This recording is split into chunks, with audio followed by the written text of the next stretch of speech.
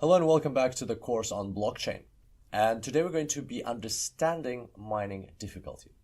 Now, we did talk about mining difficulty when we talked about the mining target in module 1. However, today we're going to develop a much deeper understanding of mining difficulty. All right, so let's have a look. Today we're going to answer the following two questions. Number one is, what is the current target and how does that feel? And I'm a big believer in intuition, in understanding things on an intuitive level, and that's why we're going to aim to develop a feeling for the current target. How does it feel if you were a miner, mining Bitcoin or any other currency for that matter, how would it feel to have that difficulty imposed upon you? What would that imply? Because that understanding, in my view, is beyond that. Basic foundational understanding is when you understand things like logically and how they work, but that feeling for things will give you that better is that intuition that can help you come up with ideas and see these things from a different perspective.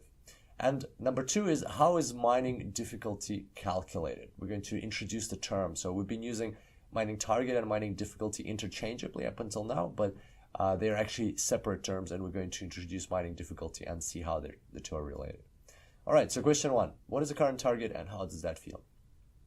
Well, we already spoke about target in this tutorial in module 1, and as you recall, we agreed to use leading zeros to talk about the target. And what I wanted to point out here is that this chart, this diagram, is extremely disproportionate. And how can we see that? Well, right now it looks like by setting a target of 4 leading zeros, we are reducing this pool size, the valid pool size, to about a quarter. So this looks like a quarter of the total, right? However, if you, in a hexadecimal number, if you request even one leading zero, just one leading zero at the start, you're going to effectively reduce the pool size by 16 times.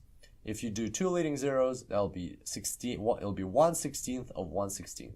If you do 3 leading zeros, then this purple part, this valid part, will be 1/16 of 1/16 of 1/16. So it'll be tiny, and it wouldn't be even visible on this chart, on this diagram, if we tried to plot 4 leading zeros. And how do we get our heads around that? Well, the way I think about it is, let's look at a decimal system, number in a decimal system. Let's compare two numbers, one where you have 5 digits and one where you have 5 digits, but the first one has to be a leading zero. So effectively you have 4 digits. So in the first case, you have options from 0 to 99,999, 100,000 options. And in the second case, 0 to 9,999, it's only 10,000 options. So by requesting one leading zero, we're effectively reducing the pool size by 10 in a hexadecimal number, because every digit can have 16 values. Every leading zero is reducing the pool size by 16. So that's already helping us get a bit better feel for what's going on. So in reality, even one leading zero is going to significantly reduce our options, because right now it looks like if we pick any random number, any random nonce, then we'll have like a 25% chance of getting a golden hash. But in reality, it's much, much less. Okay. So let's develop that even further. So this is the current target. We'll talk about where to get it just now, a bit later. But this is our current target. Again, we're just going to focus on the leading zeros. The rest is like not going to make much of a difference compared to the leading zeros. Leading zeros, 18 leading zeros at the time of recording this video. And so let's do some estimations. What can we get from 18 leading zeros? You know, we already saw what 4 leading zeros feels like. What does 18 zeros feel like? Let's do some estimations. We're going to calculate the probability of getting a golden nonce. You know, randomly picking a nonce and probability that'll be a golden nonce. Well, how do we calculate that probability? First of all, let's see how many numbers with 64 characters, how many hexadecimal possible combinations are there? The answer is 16 to the power of 64, which is approximately 10 to the power of 77. So we're going to underline that with red. And then the second question is, how many possible combinations are there? How many possible hexadecimal combinations are there with 18 leading zeros? Well, the answer is 16 to the power of 64 minus 18. That's because on this digit it has 16 options, 16 options, 16 options, 16 options, and so on, 16 options, and a total of, so 16 times 16 times 16 times 16, 64 minus 18 times, because we cannot touch these, we cannot replace these have to be zeros. 64 minus 18, that's approximately 2 to the power of 2 times 10 to the power of 55. We're going to underline that with green. And so, as we can see, that's our big pool, that's our total pool, and that's our restricted pool. That's our pool where the golden nonces are. As you can see, it's quite a lot of numbers, 10 to the power of 55. That's a lot of numbers. But in comparison to this one, it really fades. 10 to the power of 55 is almost nothing compared to 10 to the power of 77. And so the probability that a randomly picked hash is valid, or that a hash generated by a randomly picked nonce is going to be a valid hash, or a golden nonce is going to come from it's going to be a valid hash, basically. So the probability of that is 2 times 10 to the power of 55, that number, divided by that number, that's what we were after. That's the feeling. So just look at that number. That's the percentage probability of getting that the nonce that you pick is going to be a golden nonce. That's like a randomly picked nonce. How does that number make you feel?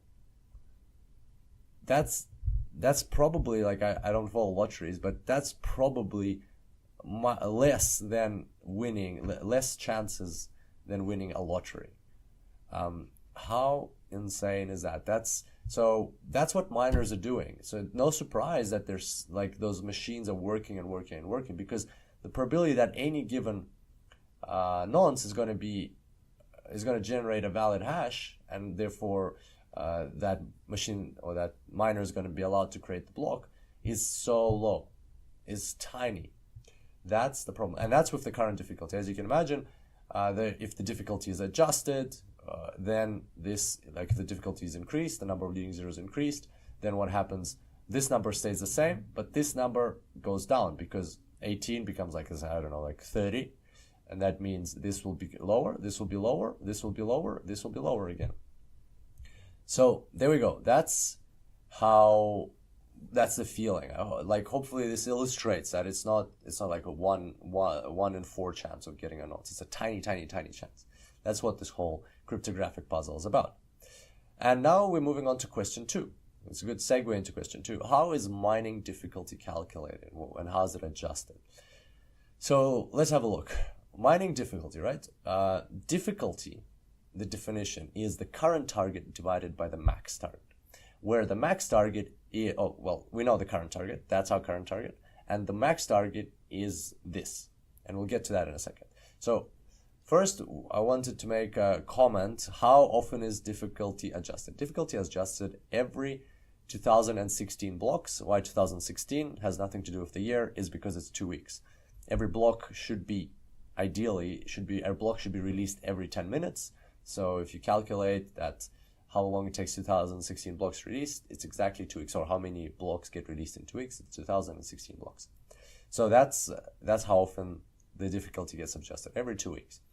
And now the only thing that we still don't know here on the slide is the max target. Where did this come from? What is this target all about?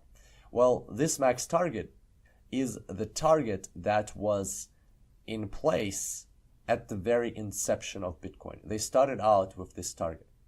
And so why did they start out with this target? With, this is not the maximum hash, no maximum, hexadecimal number. Maximum hexadecimal number would be like F all the way. So like in a decimal system, it would be 99999. F is the highest digit in hexadecimal, so it would be all Fs. Why didn't they start with that?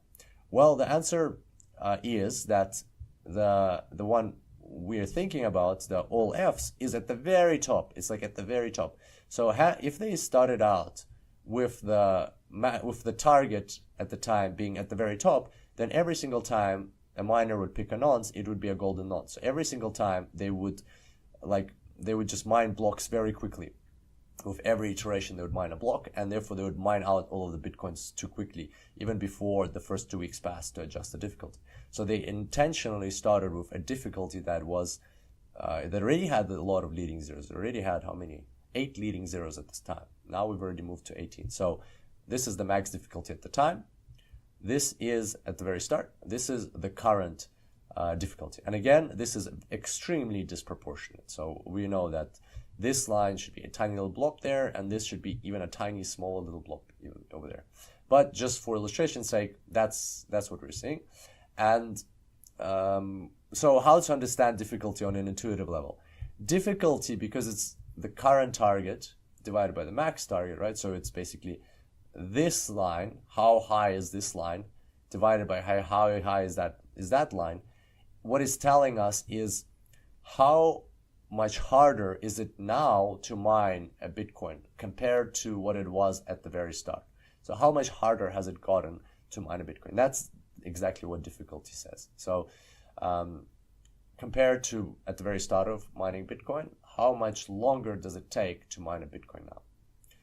Not longer, because we know it takes 10 minutes. How much more power does it require? How less? How different is the probability? The probability that we calculated before. What is the relationship between them?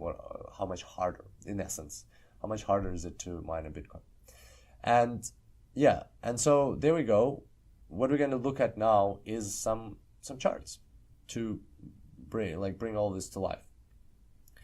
All right, so here's blockchain.com, and we're going to go to so we can go to data. We can just pick a random block, and you can see from the hash. So where can you get the current target? Well, at least the number of zeros you can get from here. Like that is going to be 18 zeros, and because that's its hash. And sometimes you might get one with 19 zeros or 20 zeros just by accident they guessed it. So best way to do is look at a couple of blocks, and you'll see that they all have the same or previous block actually. They all have the same number of leading zeros, 18. Okay, that's number one. And the other thing is, what did we want to do? Oh, I wanted to look at the charts. So what I wanted to show you is difficulty. Where is difficulty? Mining information difficulty. There we go. So if you look at difficulty, you'll see the stepped chart. Why is it stepped? Because the difficulty gets adjusted every single 2 weeks.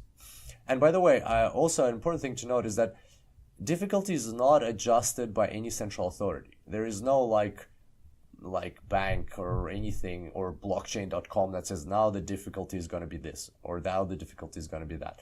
Not at all. We know that this is a decentralized system, and we know that there's no central authority, and that therefore difficulty gets adjusted by the nodes themselves. So if you install the Bitcoin software, your computer will be adjusting the difficulty on its own, because that algorithm is coded into the Bitcoin protocol.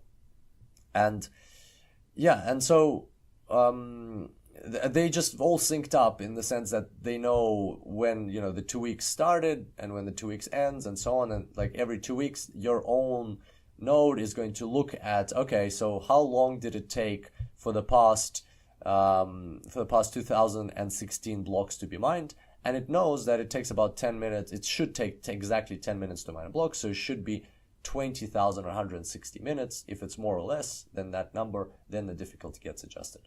That's how difficulty gets adjusted. Every node adjusted, and therefore, because the algorithm is the same, they all get the same difficulty. As you can see right now, the difficulty is 3 trillion. 3 trillion is the difficulty.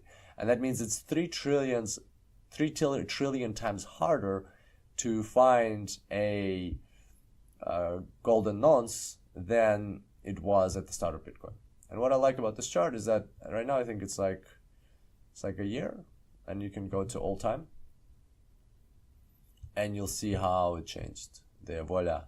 So at the start, guess what the difficulty was? 1.